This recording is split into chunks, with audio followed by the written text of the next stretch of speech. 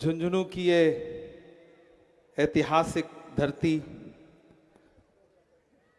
कारगिल विजय दिवस की 25वीं वर्षगांठ पर आयोजित कार्यक्रम शहादत को सलाम सलाउद्दीन चोपदार फाउंडेशन की तरफ से इस कार्यक्रम में उपस्थित थोड़ी देर बंद कर दो बेटा। इस कार्यक्रम में उपस्थित मेरी आंखों के सामने बड़ी तादाद में शेखावाटी के संभ्रांत नागरिक, मंच पर मौजूद लेफ्टिनेंट जनरल एसपीएस कटेवा साहब, मेजर जनरल एजीबी जैनी साहब, कारगिल के नायक ब्रिगेडियर अजीत सिंह शेखावत जी,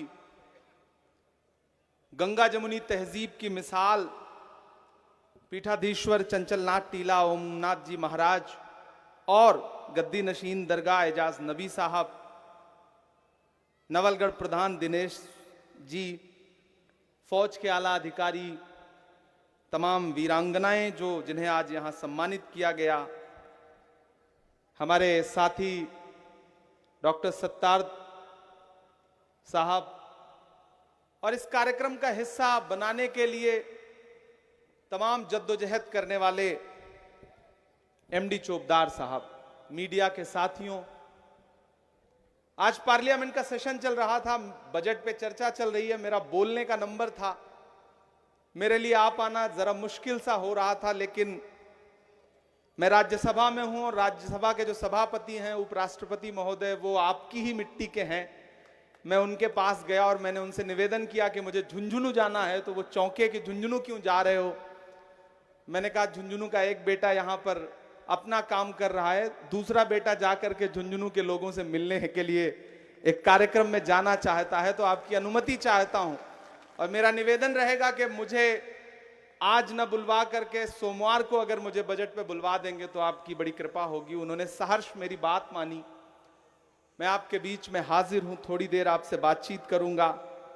अभी मैं अजीत जी को सुन रहा था, कारगिल के नायक को, और यकीन करें कि वो बोल रहे थे तो मेरी आंखों में एक एक दृश्य उपस्थित हो रहा था। मुझे ऐसा लग रहा था जैसे मैं उन पहाड़ियों पे खड़ा हूं, वहां जो संवाद चल रहे हैं उसे महसूस कर रहा हूं। वो सारे मंजर कितने रोमांचकारी हैं, कितना आपको रोमांचित करते हैं, कितना देशभक्ति की भावना जगाते हैं। मैं उनको साधुवाद दूंगा, उनको सैल्यूट करूंगा। और एक बार मैं नाम पढ़ना चाहूंगा कारगिल योद्धाओं के, खास तौर से चूंकि आज ये कारगिल विजय दिवस की वर्षगांठ 25वीं है, उस पे कार्यक्रम है। कैप्टन टीपू सुल्तान खान साहब, कैप्टन एजाज नबी साहब, कैप्टन बनवारी लाल साहब, सूबेदार शौकत अली खान साहब, कैप्टन मामचंद्र जी, सबके लिए तालियां, कैप्टन सुभाष जी, सूबेदार लियाकत अली जी, हवलदार मामराज जी, हवलदार शंकरलाल बाजिया जी, हवलदार किशोरी लाल जी, हवलदार मुराद खान जी, नायब सूबेदार जंगशेर खान, सूबेदार रोशर खान साहब, captain Jagdish Chandra ji, captain Shravan Kumar ji, captain Ranjit जी, कैप्टन राम कुमार जी, सीएचएम दयानंद जी, शहादत को सलाम, यही तो है, हवलदार पदम जी, हवलदार अनिल कुमार जी, नायक सुनील कुमार जी, हवलदार इकराज खान साहब, सूबेदार अमीन खान साहब, नायक परवेज अहमद जी, हवलदार शमसाद खान साहब, नायक एजाज नबी जी, सीएचएम अरशद खान साहब, हवलदार मुराद खान साहब, सीएचएम असलम खान साहब, सूबेदार भंवर अली जी, नायक रजाक जी, हवलदार जाकिर साहब, सूबेदार अजहर हुसैन, कैप्टन एहसान अली, हवलदार महेंद्र मूंड जी, हवलदार लालचंद्र जी, कैप्टन परमेश्वर लाल जी, कैप्टन सुरेश कुमार जी, नायक महेंद्र सिंह जी, नायक मंगतूराम केदारमल शर्मा जी, हवलदार महीराम जी, कैप्टन सत्यनारायण शर्मा जी, नायक जागेराम जी, कैप्टन गोपीराम पुनिया जी, कैप्टन शब्बीर खान साहब, फरियाद खान साहब, कैप्टन मुमताज खान साहब, सूबेदार बशीर खान साहब, फरियाद खान साहब, अनीश खान साहब, इरफान अली जी, अमीर हसन साहब, भौरू खान साहब और सदीक खान पुत्र कादर खान साहब। ये कुछ नाम थे जिन्हें मैं पढ़ रहा था। और मैं सोच रहा था कि मुल्क में जो नफरत की सियासत करने वाले लोग हैं, उन्हें एक बार ये तमाम नाम बार बार दोहराने चाहिए, पढ़ने चाहिए, तब उन्हें समझ में आए कि मुल्क किन चीजों से मिलके बना है और इस मुल्क की खूबसूरती क्या है। आपने बहुत सारा भाषण सुना है, मैं बहुत भाषण नहीं सुनाऊंगा, बस 4-5 मिनट आपसे बातचीत करूंगा। लेकिन मैं इन तमाम कारगिल के योद्धाओं की तरफ से 4 पंक्तियां पढ़ना चाहता हूं, क्योंकि सांसद बाद में हूं, पहले शायर हूं, तो वो फर्ज जरूर अदा करना चाहता हूं। ये कारगिल विजय दिवस इमरान प्रतापगढ़ी माइक पर मौजूद मेरे सामने शेखावाटी के तमाम शूरवीर परिवारों के लोग, कैप्टन अयूब साहब की सरजमीन, परमवीर पीरू सिंह जी की सरजमीन, मैं उस सरजमीन पे खड़ा होकर के 4 पंक्तियां पढ़ता हूं। करगिल के शहीदों की जागीर नहीं देंगे, करगिल के शहीदों की जागीर नहीं देंगे, हम जान तो दे देंगे, कश्मीर नहीं देंगे, हम जान तो दे देंगे, कश्मीर नहीं देंगे, नहीं देंगे। तालियां। कि भारत के तिरंगे की सौगंध है हम उनको, कश्मीर तो क्या उसकी तस्वीर नहीं देंगे, कश्मीर तो क्या उसकी तस्वीर नहीं देंगे। एमडी चोपदार साहब, आपको बहुत बधाई। मैं ये बुकलेट पढ़ रहा था और इसमें 900 से ज्यादा नाम पढ़ करके मैं ये सोच रहा था कि मैं जिस जिले में पैदा हुआ हूं, जिले का नाम है प्रतापगढ़, उसमें प्रताप जुड़ा हुआ है, लेकिन आज मुझे लग रहा है कि काश मैं झुंझुनू में पैदा हुआ होता, इन सूरवीरों की इस सरजमीन पे क्यों नहीं पैदा हुआ। मेरा जनपद, मेरी मिट्टी, मेरा जिला मुझे बहुत प्रिय है, प्यारा है, लेकिन जो परंपरा शहादत की और वीर गाथाओं की इस मिट्टी से जुड़ी हुई है, वो अपने आप में बहुत अनूठी है। एमडी चोपदार साहब ने जो कोशिश की है, मुझे लगता है कि यहां मौजूद एक एक इंसान को उनके लिए हाथ उठा करके ताली बजानी चाहिए, उनकी शानदार कोशिश के लिए। और वो अभी माइक पर बात करते करते भावुक से हुए कि बसें रोकी जा रही हैं। चोपदार साहब, जब भी कुछ अच्छा काम करिएगा तो ये सब झेलना पड़ेगा, पड़ता है ये। एक जुगनू था, वो बहुत चमकता था, एक दिन एक सांप उसके पीछे पड़ गया, जुगनू भागता रहा, सांप पीछे पड़ा रहा।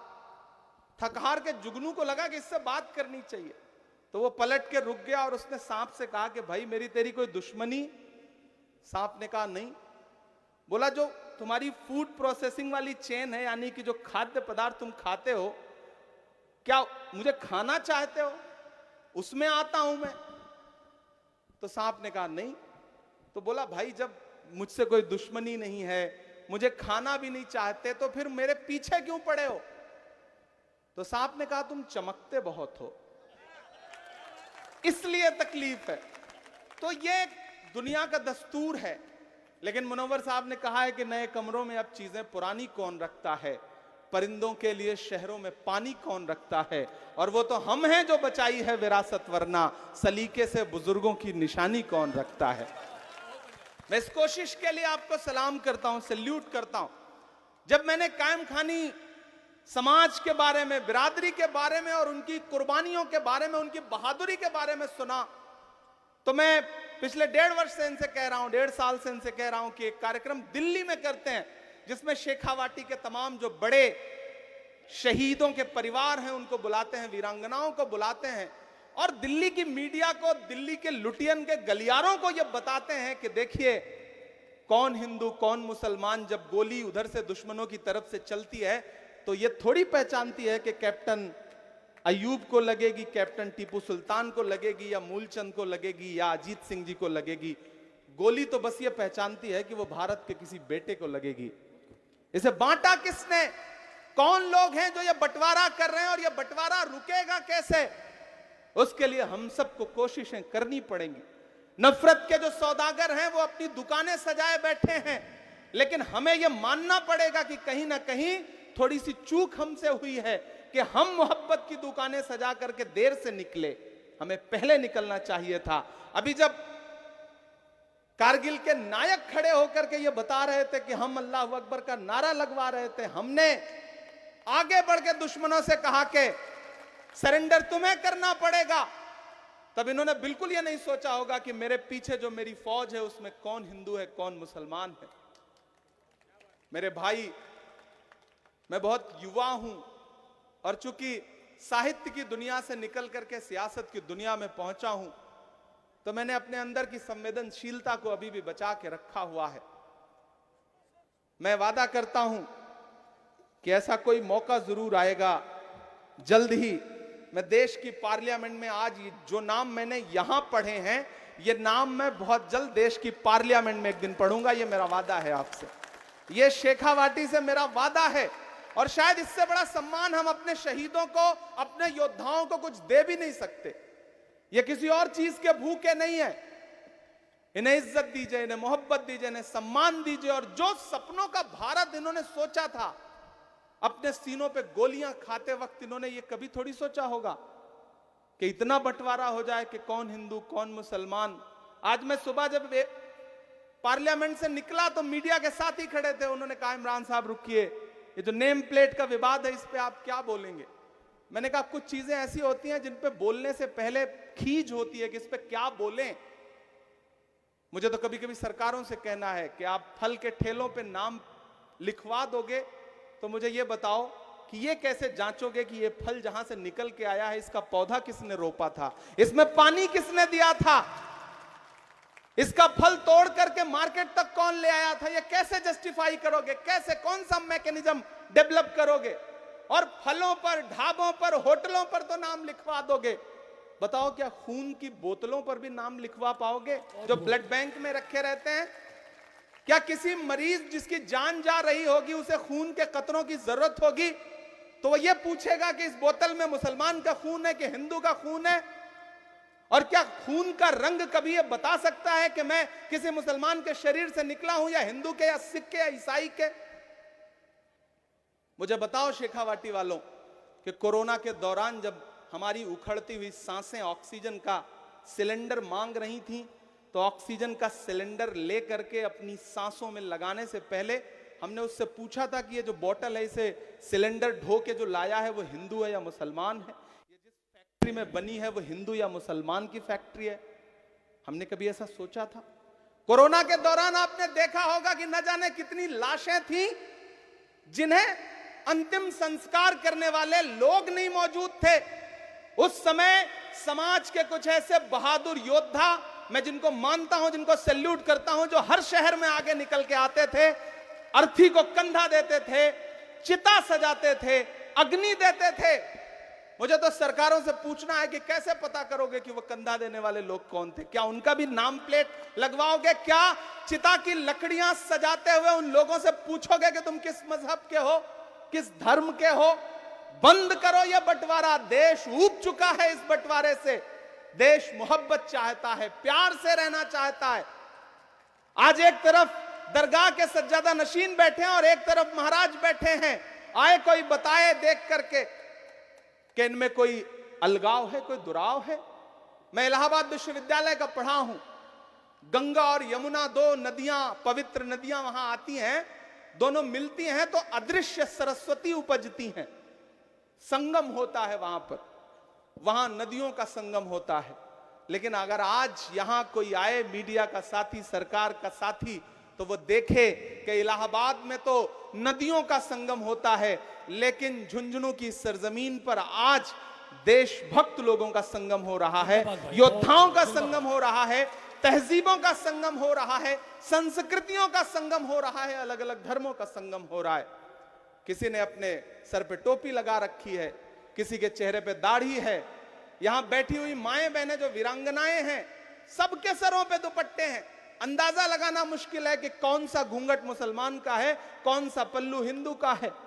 कैसे बांट पाओगे आप इस समाज को? बंद करो ये कोशिशें। मैं सांसद हूं, कभी कभी बड़ा कड़वा हो जाता हूं। तो फैल चतुर्वेदी का एक शेर है कि सियासत का नशा सिमतों के जादू तोड़ देती है, हवा उड़ते हुए पंछी के बाजू तोड़ देती है। सियासी भेड़ियों थोड़ी बहुत गैरत जरूरी है, तवायफ तक किसी मौके पे घुंघरू तोड़ देती है। ये बंद होना चाहिए, ये खेल बंद होना चाहिए। और इसके लिए मैं अपने उन तमाम योद्धाओं को भी पुकारूंगा कि आप वो लोग हैं कि आपकी आवाज पर खामोशी छा जाती है। आज जब अजीत साहब खड़े होकर के जय हिंद कह रहे थे तो ऐसा लग रहा था कि इस शरीर का रोया रोया उसमें डूबा हुआ है। आपकी भूमिकाएं बहुत बड़ी हैं। जो समाज को बांटना चाहते हैं उनके खिलाफ आप खड़े होइए, क्योंकि आप भारत माता के सबसे सच्चे और असली बेटे हैं। आप खड़े होइए, हम सब आपके पीछे खड़े हैं। समाज को बचाना हमारी जिम्मेदारी है, वरना आने वाली नस्लें हमसे आपसे सवाल करेंगी कि जब कुछ लोग बंटवारा कर रहे थे तो तब तुम क्या कर रहे थे। तो हमें यह ना कहना पड़े कि हम अपने घर में सुकून से बैठे थे। नहीं, हम सड़कों पर खड़े थे, हम नफरत के खिलाफ लड़ाई लड़ रहे थे। शेखावाटी वालों, समय बहुत कम है। मुझे अभी यहां से दिल्ली लैंड करके फिर पार्लियामेंट जाना है, क्योंकि बजट का सेशन चलता रहेगा तो उसमें पार्टिसिपेट भी करना है। इसलिए बहुत देर आपसे संवाद नहीं कर पाऊंगा, लेकिन आखिर में आपसे इतना कहना चाहता हूं कि चोपदार साहब का काम बहुत अच्छा है, मेहनत कर रहे हैं। राजस्थान मदरसा बोर्ड के चेयरमैन बनने के बाद उन्होंने बहुत शानदार काम किया। यहाँ हमारे अल्पसंख्यक विभाग के आबिद कागजी साहब बैठे हैं, हमारे तमाम और भी साथी बैठे हैं। मैं सबका नाम जाहिर सी बात है कि नहीं ले सकता, ले नहीं पाऊंगा। आखिर में मेरा मन कर रहा है मैं जाते जाते अपनी एक नज्म सुना करके आपसे विदा लूंगा, ताकि आप जो स्वागत गर्मी में पसीने में डूबे हुए यहाँ बैठे हैं। और रमेश सोज का एक शेर है कि नया पाने की चाहत में पुराना छूट जाता है, नया पाने की चाहत में पुराना छूट जाता है। एक सुनाऊंगा भाई, दो सुनानी पड़ेंगी भाई, प्लीज। नया पाने की चाहत में पुराना छूट जाता है, तुझे अपनाऊं तो मुझसे जमाना रूठ जाता है। मोहब्बत पढ़ने लिखने में बहुत आसान है, लेकिन मोहब्बत को निभाने में पसीना छूट जाता है। जिंदाबाद भाई, जिंदाबाद। मैं निभाता हूं, आप भी निभाएं। मैं करगिल विजय दिवस के मौके पर यहां खड़ा हूं और एक नज्म पढ़ता हूं जिसे मैंने पूरे हिंदुस्तान में बड़ी मोहब्बतों के साथ गुनगुनाया है। मेरा मन कर रहा है कि मैं शेखावाटी की इस धरती पर भी गुनगुनाऊं, झुंझुनू में भी गुनगुनाऊं। भाई स्वागत। कि मेरा मस्कन मेरी जन्नत को सलामत रखना। ये सिर्फ इमरान नहीं बोल रहा है, यहां बैठा हुआ मुझे लगता है हर वो योद्धा जिसने अपने इस मुल्क को बचाने के लिए पसीने का एक कतरा भी कुर्बान किया है, खून का एक कतरा भी कुर्बान किया है, वो किसी भी मजहब का हो, शायद उसके भी दिल की यही आवाज है कि मेरा मस्कन मेरी जन्नत को सलामत रखना। मेरे मौला मेरे भारत को सलामत रखना। मेरा मस्कन मेरी जन्नत को सलामत रखना। मेरे मौला मेरे भारत को सलामत रखना। इधर जो लोग बैठे हैं सारे लोग शामिल होंगे। मैं पहला बंद पढ़ता हूं इस नज्म का। क्या इसकी मिट्टी पे हर एक रीत निछावर कर दूं, अपनी धड़कन के सभी गीत निछावर कर दूं। इसकी मिट्टी पे हर एक रीत निछावर कर दूं, अपनी धड़कन के सभी गीत निछावर कर दूं। गंगा जमुना तेरी लहरों की मुकद्दस धुन पर सारी दुनिया का मैं संगीत निछावर कर दूं। इस वतन से मेरी निस्बत को सलामत रखना। मेरे मौला मेरे भारत को सलामत रखना, मेरा मस्कन मेरी जन्नत को सलामत रखना। आप बस ये सोचें कि माइक पर इमरान खड़ा है। इमरान एक 35-36 साल का नौजवान जब इन तमाम नफरतों को देखता है तो उसे एक लम्हे के लिए ये कहना पड़ता है, ये पंक्तियां पढ़नी पड़ती हैं कि सोचता हूं तो मेरी आंख छलक जाती है, मुल्क से रूह का रिश्ता बड़ा जज्बाती है। और अगली जो 2 पंक्तियां हैं शेखावाटी वालों, उसे पहुंचाना दिल्ली तक, तमाम जो नफरत के पैरोकार हैं उनके पास तक पहुंचाना इन पंक्तियों को। इमरान पढ़ रहा है।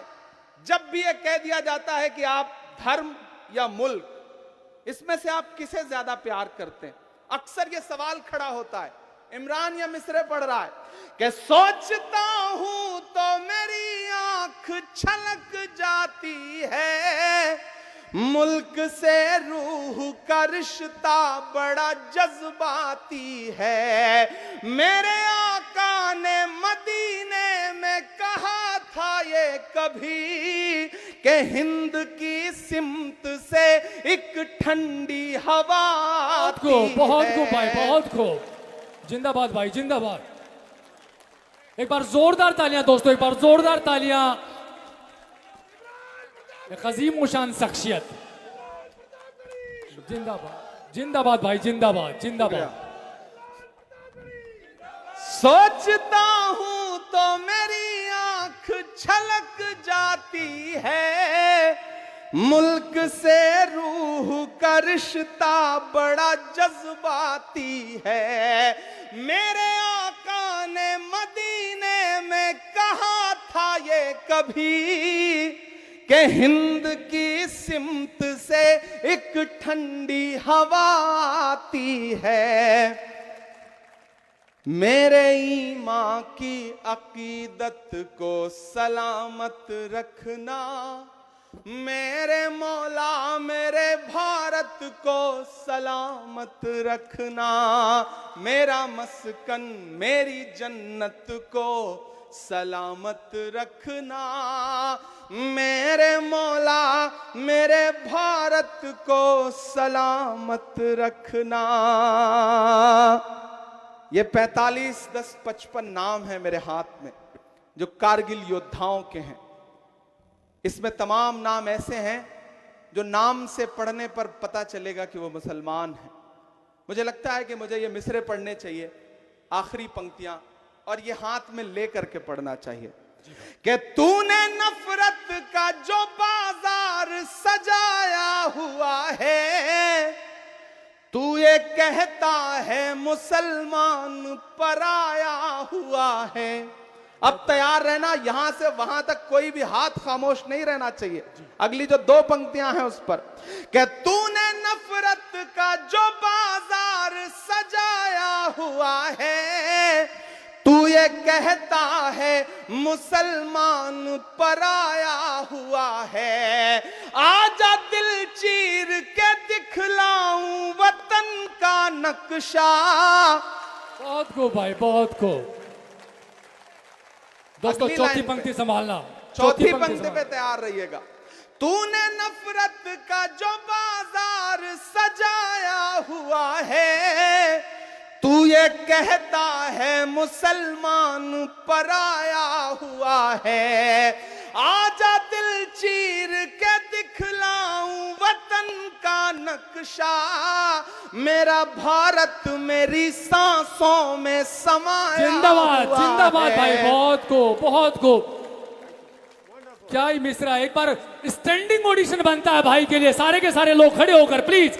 मजमा जितना भी बैठा है, मैं चाहूंगा कि पूरे के पूरे लोग खड़े होकर कैमरामैन इस दृश्य को अपने कैमरे में सजाए। कैमरामैन से मेरा निवेदन है, एक बार जोरदार तालियों के साथ भारत माता की जय, भारत माता की जय। बहुत शुक्रिया। आजा दिल चीर के दिखलाऊं वतन का नक्शा, मेरा भारत मेरी सांसों में समाया हुआ है, ऐसी पाकीज़ा मोहब्बत को सलामत रखना। मेरे मौला मेरे भारत को सलामत रखना, मेरा मस्कन मेरी जन्नत को सलामत रखना। मेरे मौला मेरे भारत को सलामत रखना। और जाते जाते बस इतना कह के विदा लूंगा आपसे कि चाक है जिगर फिर भी आए हैं रफू करके। क्या बात है भाई, जाएंगे हकीकत से तुमको रूबरू करके। प्यार की बड़ी इससे और मिसाल क्या होगी। हम नमाज पढ़ते हैं गंगा में वजू करके। हम नमाज पढ़ते हैं गंगा में वजू करके। थैंक यू, बहुत शुक्रिया साथियों, आप सबको आज के इस कार्यक्रम में शिरकत करने के लिए, भाग लेने के लिए सबसे पहले तो आपका धन्यवाद अदा करता हूं। और चौबदार साहब से और तमाम यहां जो योद्धा बैठे हैं, अपने बड़ों से एक चीज ये कहना चाहता हूं कि मेरा बड़ा मन है कि ये जो शेखावाटी की जमीन है, एक आध दिन में यहां दिल्ली से तमाम मीडिया के साथियों को लेके आऊंगा और मैं चाहता हूं कि उन परिवारों के घर तक चलें लोग, उस मिट्टी को देखें, उसे महसूस करें, उनकी कहानियां देश को बताएं। और मैं जल्दी ही एक बड़े पैमाने का कार्यक्रम दिल्ली में यहां के तमाम योद्धाओं को बुला के आयोजित करूंगा। उसमें से अभी से आप सबको आमंत्रण देता हूं और मैं चाहूंगा कि उसमें आप सब आएं। मेरा वादा है कि मैं उसमें देश के तमाम बड़े राजनीतिक, सामाजिक, साहित्यिक लोगों को बुलाऊंगा ताकि शेखावाटी की कहानियां देश के कोने कोने में जाएं। आज से इमरान प्रतापगढ़ी आपकी कहानियों का ब्रांड एम्बेसडर है, उसे देश के कोने कोने में लेके जाएगा, यह मेरा आपसे वादा है। बहुत शुक्रिया, बहुत आभार।